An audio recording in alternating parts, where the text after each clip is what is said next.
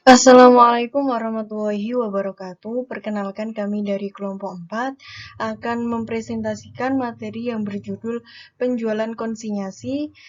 Perkenalkan anggota kelompok kami. Yang pertama saya sendiri, Doris Rifkia Bilgis, dan teman saya Reza. Pengertian dari konsinyasi itu sendiri adalah suatu perjanjian di mana salah satu pihak yang memiliki barang menyerahkan sejumlah barang tertentu untuk dijualkan dengan memberikan komisi tertentu. Pihak yang menyerahkan barang disebut konsigner atau pengamanat, dan pihak yang menerima barang disebut konsigni atau komisioner.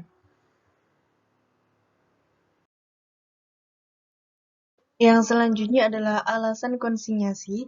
Ada dua belah pihak yang dapat diuntungkan dari penjualan konsinyasi. Pihak yang pertama adalah keuntungan bagi konsigner atau pengamanat. Yang pertama adalah barang akan cepat dikenal oleh konsumen.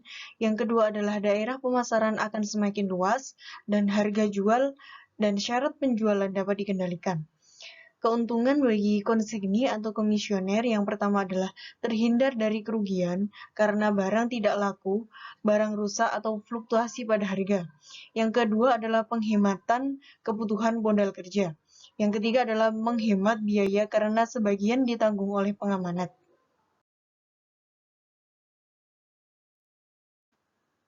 Yang selanjutnya adalah hak dan kewajiban konsinyasi. Hak konsinyasi adalah yang pertama, berhak memperoleh penggantian biaya dan imbalan penjualan. Yang kedua adalah berhak menawarkan garansi atas barang tersebut. Kewajiban konsinyasi yang pertama adalah harus melindungi barang konsigner atau pengamanat. Yang kedua adalah harus menjual barang konsigner atau pengamanat. Yang ketiga adalah harus memisahkan secara fisik barang konsigner atau pengamanat dengan barang dagangan lainnya.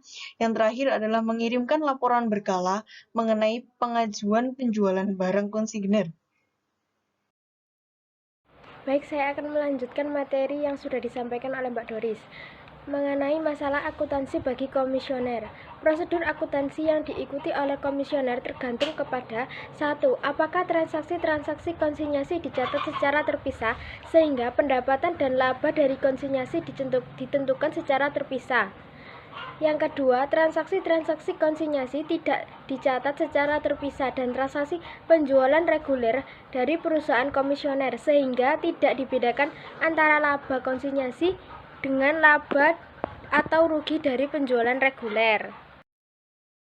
Untuk selanjutnya, pencatatan pada buku komisioner. Dilihat pada tabel di atas, pencatatan tersebut merupakan pencatatan dalam bentuk memorandum. Memorandum biasanya diselenggarakan pada buku memo. Masalah akuntansi pengamanat atau konsignor. Prosedur akuntansi yang akan diikuti oleh pihak pengamanat tergantung pada 1. Rekening-rekening pembukuan atas transaksi konsinyasi. Dalam hal ini terdapat dua alternatif. Yang pertama diselenggarakan terpisah dari transaksi penjualan reguler, dan yang kedua tidak diselenggarakan secara terpisah dari transaksi penjualan reguler. Yang kedua, metode administrasi barang-barang dagangan. Dalam hal ini memiliki dua metode, yaitu metode perpetual dan metode fisik. Yang selanjutnya, penyajian laba atau rugi penjualan konsinyasi. Laba atau rugi penjualan konsinyasi dapat disajikan di dalam laporan perhitungan laba rugi bagi pengamanat dengan cara menggabungkan data hasil penjualan yang bersangkutan dengan data yang sama untuk transaksi penjualan reguler. Sekian presentasi dari kelompok kami. Apabila ada salah kata, kami mohon maaf. Wassalamualaikum warahmatullahi wabarakatuh.